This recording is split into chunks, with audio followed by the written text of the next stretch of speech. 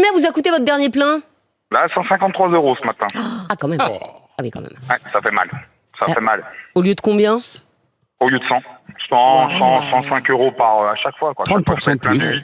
C'est celui qui entoure la décision de Total de continuer à bloquer ses prix sur les carburants. Alors que le prix moyen du litre de gasoil est actuellement de 2,30 € en France, il est à 2,09 € chez Total. Mais attention, Julie, dès demain, ça pourrait changer et ça pourrait faire très mal. Et oui, les conducteurs s'y étaient pourtant habitués, mais vous avez jusqu'à ce soir pour profiter de l'essence à 1,99 et le diesel à 2,09 € par litre. Un plafonnement des prix qui était en vigueur depuis le 12 mars dans les 3300 stations Total de France. Mais à partir de demain, si la ristourne n'est pas prolongée, les prix risquent de flamber, comme dans les autres stations-service où le gazole a désormais franchi le seuil historique des 2,50 € le litre. Un chiffre qui explose par endroit. On a regardé tout à l'heure avec Estelle, 2,80 € chez Esso à Neuilly-sur-Seine, dans les Hauts-de-Seine, 2,83 € dans une station de l'Île-Dieu et même 2,87 € le litre dans une station Shell sur une aire d'autoroute de l'A10 à Villeurbanne, c'est dans le Loir-et-Cher. Alors concrètement, en moyenne, un plein de 50 litres coûte aujourd'hui plus de 125 € dans les zones les plus chères. Incroyable. Et au-delà de l'envolée des prix, le risque de difficulté d'approvisionnement devient aussi une source d'inquiétude majeure. Près d'une station sur 5 est aujourd'hui en rupture de carburant. Des pénuries qui ont d'ailleurs particulièrement touché Total en raison de la ristourne en vigueur justement. Au moins la moitié des stations du groupe rencontrent des difficultés sur un ou plusieurs carburants après avoir été prises d'assaut par les automobilistes. Alors, justement, Total doit-il prolonger sa ristourne, Yael Mellul? Ce serait bien. Ceci étant, Total a fait sa part. Je veux dire, on arrive avec les ristournes qu'il fait, on arrive à faire des économies de 20 à 30 centimes par litre, donc ce qui est déjà énorme. Mais moi, j'en reviens à ce que je dis depuis le début de cette crise pétrolière. Que fait l'État ? Voilà, que fait l'État ? L'État, il peut rien faire, là. Voilà, l'État, il peut baisser les taxes. On nous a dit, là, on rentre dans la cinquième semaine de hausse consécutive. Oui. Voilà, c'est beaucoup, 5 semaines, et l'État aurait déjà pu agir en 5 semaines. Oui, imaginez, ils font comme en Italie, ils enlèvent 25 centimes. Aujourd'hui, toutes les stations Shell, on a regardé avec Julie, elles sont à plus de 2,85 €.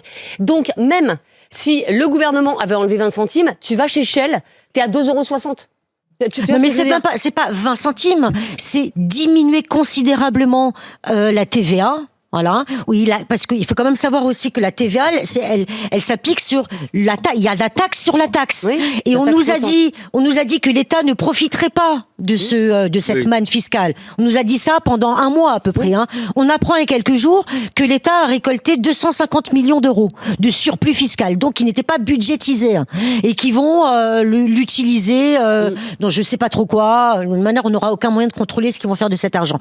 Pourquoi est-ce qu'il n'affronte pas cette situation de crise avec une mesure d'urgence? Là, il faut avoir une mesure radicale. 70 millions d'euros. Non, mais ça, c'est des mesurettes. C'est des mesurettes, c'est ciblé. C'est voilà. Et tu vas être la première après à dire c'est incroyable, l'État ne peut pas tout, etc. Enfin, à un moment, on a un président de la République qui est venu face caméra nous dire au moment du Covid, nous sommes en guerre, d'accord, avec des mesures radicales, avec des mesures de confinement, dans une situation d'urgence, on a su y répondre par des mesures, mais c'est pas question de plus d'argent. Cet argent, on ne l'a pas budgétisé, cette hausse de TVA. Donc mécaniquement, l'État a plus d'argent qu'il n'a pas budgétisé. 270 millions d'euros, sauf qu'aujourd'hui, il y a 270 millions d'euros manifestement, donc c'est pas non plus énorme pour l'État. Pour l'État, c'est pas énorme, mais pour les particuliers, c'est beaucoup. Sauf que tu as 300 millions, aujourd'hui la dette te coûte plus cher. Donc de toute façon, on est encore en déficit. Donc, non mais là on n'est pas à combler le déficit là, c'est pas le problème. Aujourd'hui, c'est à améliorer le quotidien des Français les plus vulnérables. Fred Hermel, est-ce que finalement, là on a l'impression que Total se substitue au gouvernement finalement, parce que à 2,09 € le litre, c'est énorme, 2,09 €, parce que c'était 1,60, 1,70 il y a 6 mois, mais est-ce qu'aujourd'hui, Total, pour aider les automobilistes et par ricochet le gouvernement, est-ce qu'ils doivent continuer à faire leur ristourne ? Bon, déjà, on va se calmer. Total n'est pas une ONG. Merci. Non, mais enfin, t'es bien content de trouver ton carburant à 2,09 €. Non, mais très bien. Mais ce n'est pas une ONG. Si Total le fait, c'est parce qu'elle y trouve son compte. Certainement. Bien sûr, merci. Et Total, c'est une entreprise privée qui est tout à fait légale, qui paye beaucoup d'impôts, qui est très bien, voilà, c'est pas super. Elle fait ce qu'elle veut. Donc ce n'est pas à moi, citoyen français, de dire à une entreprise privée, tu dois faire ça. Ils sont en train de faire un super coup. Ils ont intérêt à continuer. Leur intérêt, au niveau de l'image, c'est de continuer. Et on l'a expliqué, on ne peut pas vendre à perte, mais à partir du moment où ils ont les raffineries, ils contrôlent toute la chaîne, ils peuvent proposer un prix beaucoup moins élevé sans vendre à perte par rapport à l'ensemble de la chaîne. Donc, tant qu'ils peuvent le faire, bien sûr qu'il vaut mieux qu'ils le fassent. Mais moi, quelque part, en tant que vieux Français qui adore l'État, qu'une entreprise privée vienne au secours de l'État, ça commence à me faire peur. C'est un peu la fin de notre système. Voilà, si on est aux mains d'une multinationale pour éviter que les Français descendent dans la rue et cassent tout, c'est qu'il y a quand même un problème énorme. Et j'entendais Julie parler de 125 € le plein. Ouais. Vous vous rendez compte, c'est un dixième du SMIC sur un plein. Ouais. Mais est-ce qu'on a conscience de ce que ça représente pour les gens ? Un dixième du SMIC, c'est du délire. Et un dixième du SMIC, moi ça me fait peur. Moi je suis très très inquiet. Benjamin Hamar, est-ce que vous, en tant que syndicaliste CGT, aujourd'hui, vous dites d'abord merci Total, et puis après vous allez plus loin, mais est-ce qu'aujourd'hui il faut remercier Total de ce petit coup de pouce ? Non, il ne faut pas remercier Total, parce que j'ai pas une syllabe à enlever à ce qu'a dit Fred, justement sur cette histoire du coup qu'est en train de faire Total. Vous savez, Total, au mois de mars, il a fait 1 milliard de bénéfices exceptionnels. Il paye des impôts là-dessus. Non, mais d'accord, mais enfin de là à présenter Monsieur Pouyanné comme la réincarnation de Mère Teresa, ça va aller 5 minutes, quoi. Total, c'est une entreprise qui fait de substantiels bénéfices et qui là fait un coup formidable, parce qu'en fait, bien évidemment que moi, autour de moi, les gens me disent, quand je dois faire le plein, je cherche où sont les stations Total autour de moi. Donc, par effet de masse, la ristourne, elle est récupérée par l'afflux considérable de clients qui viennent se présenter chez Total. Le problème, c'est que effectivement, comment dire, les Mozarts de la finance ont été tellement brillants que maintenant, c'est une entreprise privée dont on attend les décisions au lieu d'attendre, comme si Monsieur Pouyanné était le ministre de l'économie, on attend de voir ce qu'il va prononcer. Il est là, le scandale, il est là. Et bien évidemment que tu as tout à fait raison de signaler qu'il y a un surplus fiscal qui doit arriver et qu'on doit attendre du gouvernement des décisions, pas des mesurettes. Parce qu'attention, 125 € le plein, on atteint des délires stratosphériques et c'est pas fini. Il est clair et net qu'à un moment, je ne sais pas quand, parce que personne n'est le Paco Rabanne du mouvement social, mais à un moment, ça peut partir sur rien, on va avoir une colère sociale monstrueuse qui va s'exprimer, et ce sera à ce moment-là trop tard pour venir avoir des larmes de crocodile pour dire « Ah mais mon Dieu, que se passe-t-il ?» Donc là, il y a un problème de fond, la situation au Moyen-Orient n'est pas prête de sitôt de se détendre, donc la tension... en tout cas, personne ne peut le prédire. Oui, voilà. Voilà. Donc il n'y a rien qui, jusqu'à présent, peut nous dire « ça va bientôt s'arrêter ». Depuis, ça ne fait que s'aggraver, les décisions de Total, elles ont vocation à un moment à s'arrêter parce que voilà, ça n'a pas vocation à être pérennisé. Et là, il va se passer quoi alors ? Justement, c'est voilà.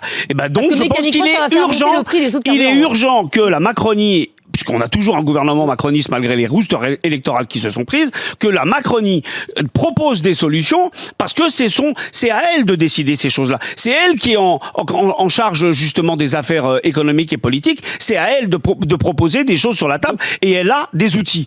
Le surplus fiscal, ça fait partie de ces outils. Nous sommes avec Henri. Henri, il nous appelle de Visavona, en Haute-Corse. Bonjour Henri. J'ai essayé de bien prononcer. Bonjour. Henri, vous êtes aide-soignant. Alors, on a regardé ce matin sur la carte interactive RMC. En Corse, a priori, vous êtes quand même plutôt privilégié pour les carburants. Est-ce qu'on a trouvé des carburants à moins de 2 € Henri, en Corse? Oui, mais moi, j'ai pas l'impression que les prix qu'on peut avoir sur l'application sont identiques à ce qu'on peut voir directement dans les stations-service. D'accord. Et malheureusement, comme je disais à votre interlocuteur avant de passer à l'antenne, je vois que ça va pas en s'améliorant, et moi je suis en train de me poser la question si malheureusement en tant qu'aide-soignant je peux pas faire du télétravail parce que c'est pas possible. Ah bah non, ouais, c'est compliqué. Et la dernière chose qui me reste, ce serait de prendre le train. Mais le train ce serait un autre pour aller bosser encore. Mais comment vous faites après de la gare au domicile de vos patients? Moi je suis dans un établissement, dans un EHPAD. D'accord. Ah oui, vous n'êtes pas à domicile, ok. Non. Et je travaille de nuit et voilà, comme je vous dis, moi je travaille seulement que 3 mois dans un EHPAD. Ouais. Et le reste du temps, je suis avec mon conjoint, on tient des chambres d'hôtes à Ville-Savonne. D'accord. Voilà. Et moi, le fait de travailler dans la structure en EHPAD, moi, c'était vraiment pour mettre de l'argent de côté, pour éventuellement subvenir à nos besoins, que ce soit le carburant et l'alimentation, parce que en Corse, ça devient de plus en plus cher. Bien sûr. Et je vois que là-bas, le mois dernier, j'ai pas pu avoir mon salaire complet parce que je dépense à peu près par mois 600 €. En carburant?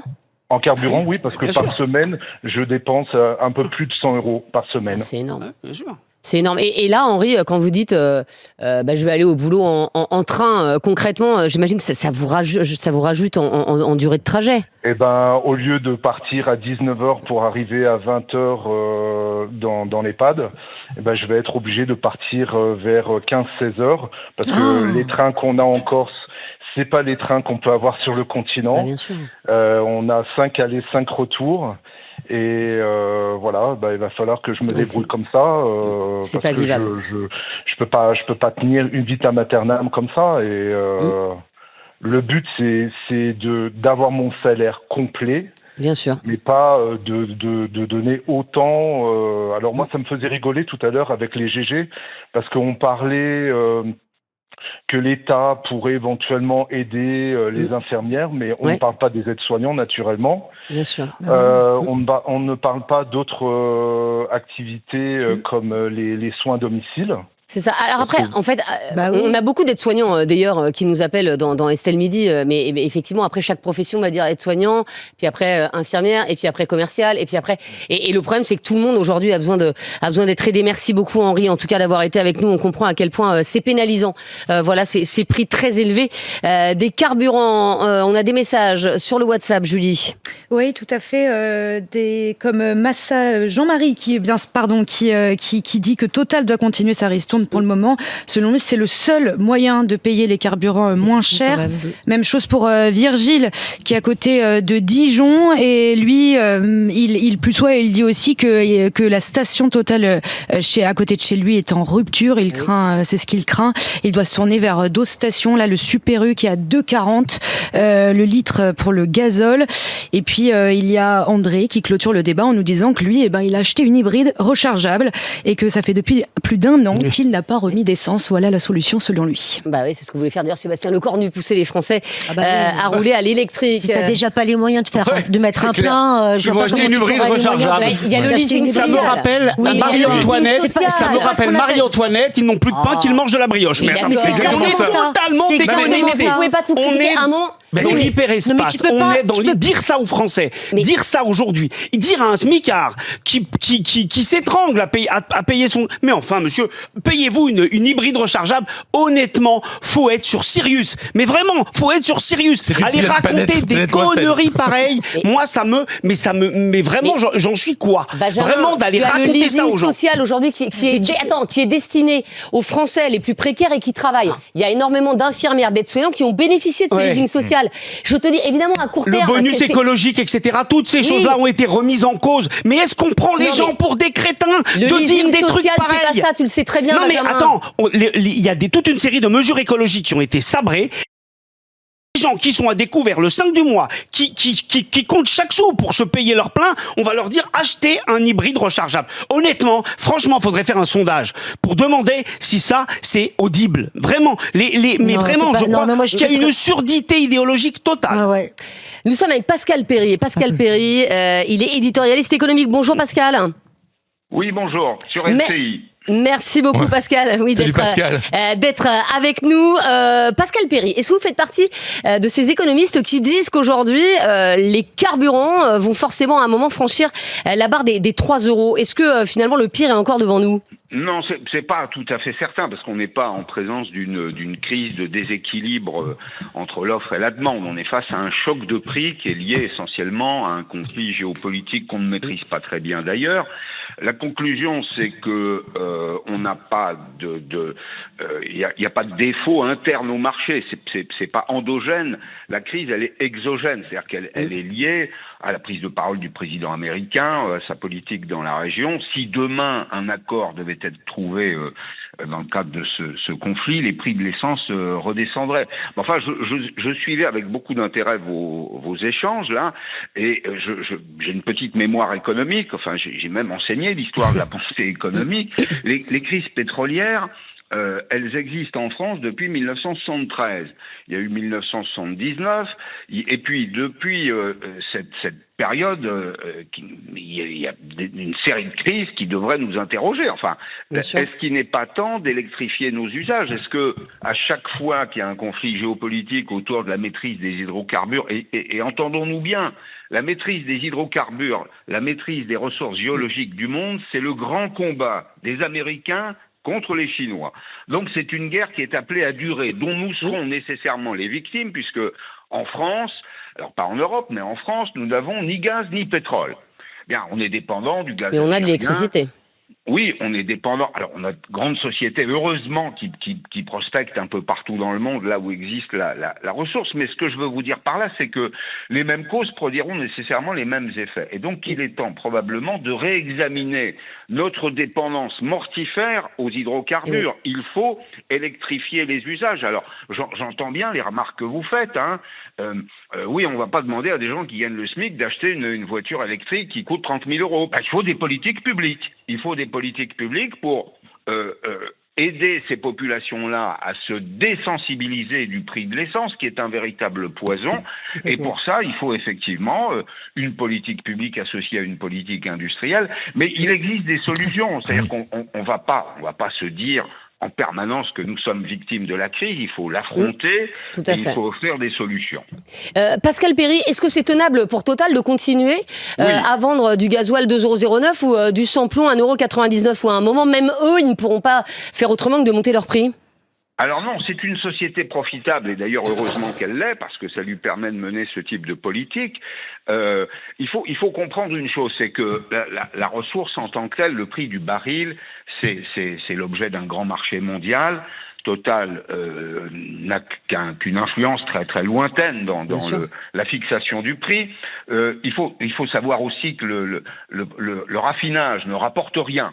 Quand on raffine en France, ça ne rapporte rien. Il n'y a pas de profit, si vous voulez, sur le raffinage. Donc, on a une situation dominante de Total en France parce que c'est le premier réseau de distribution d'essence, hors le secteur de la grande distribution. Et on voit effectivement que c'est une entreprise qui aujourd'hui joue un rôle. Mais ils peuvent continuer ou pas Oui, bien sûr qu'ils peuvent continuer. Attendez, c'est une boîte qui fait des profits. Une fois encore, heureusement qu'elle fait des profits. Oui, tant mieux après, tant mieux pour l'État et les recettes publiques aussi. Oui, bien sûr. À défaut, d'ailleurs, on serait dépendant des pétroliers américains ou des pétroliers néerlandais ou anglais. Donc, je préfère qu'on ait la maîtrise, que la géographie du capital de Total reste en partie française. Oui, il y a aucun doute là-dessus. Je ne sais pas s'ils le feront, mais ils peuvent le faire. On saura, en tout cas, aujourd'hui, si Total poursuit sa ristourne ou pas. Merci beaucoup, Pascal Perry, d'avoir été avec nous. Et on termine avec Alain d'Albi-sur-Chéran, en Haute-Savoie. Il est restaurateur. Bonjour, Alain. Bonjour, comment elle va, Estelle? Écoutez, ça va, Alain, ça va. C'est à vous que je vais demander ça. Alain, combien vous a coûté votre dernier plein? Là, 153 € ce matin. Ah, quand même. Ah oui, quand même. Ouais, ça fait mal. Ça fait mal. Au lieu de combien? Au lieu de 100. 105 € à chaque fois. 30% de plus. Vito, quoi. Ah oui. Ça fait mal.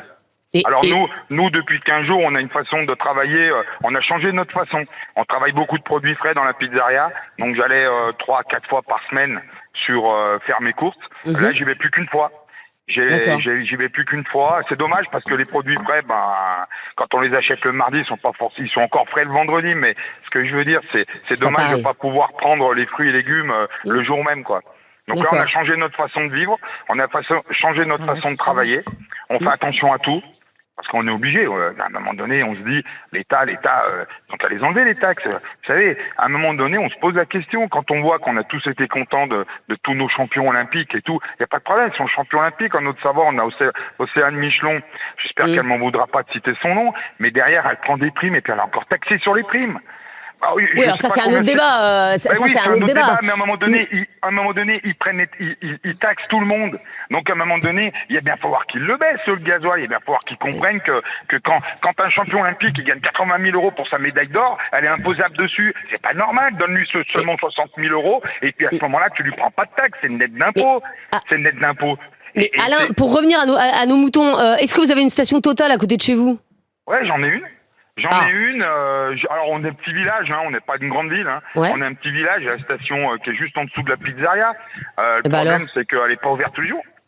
Elle n'est pas ouverte tous les jours, et puis voilà. Puis nous, quand on finit le soir le boulot à 23h, les pompes, elles marchent pas. Donc c'est pour ça que ce matin, je vais à Super U parce que je suis passé devant la station Total. Elle était fermée. Alors je lui en veux pas à mon voisin parce qu'on est vraiment voisins. On est à 500 mètres. Je lui en veux pas la station qui est juste en dessous de la pizzeria. Mais à un moment donné, c'est vrai que nous dans les petites villes, nous dans les petites campagnes, c'est plus compliqué. Évidemment. C'est nous qui souffrons. Hier, au Châtelard, 2,89. Ah non mais c'est hallucinant. Voilà. Alain, juste donnez-nous le nom de votre restaurant. C'est la pizzeria, la sortie 15, vous savez, j'appelle de temps en temps, même souvent, RMC, on est champion du monde. Ok, écoutez, moi et ma fille. On vous attend d'ailleurs, Estelle, venez manger un bout. Dès que je passe, avec plaisir. Merci beaucoup, Alain, d'avoir été avec nous. On vous a posé la question, en tout cas sur le compte Twitter d'Estelle Midi. Total doit-il prolonger sa ristourne? Julie, ça donne quoi? Je vais vous la donner parce que moi je l'ai sous les yeux. C'est oui à 77%. Voilà. Et vous avez quand même 23% de nos auditeurs et de nos téléspectateurs qui répondent que non, Total ne doit pas poursuivre sa ristourne. C'est les gens qui sont électriques, ça c'est sûr.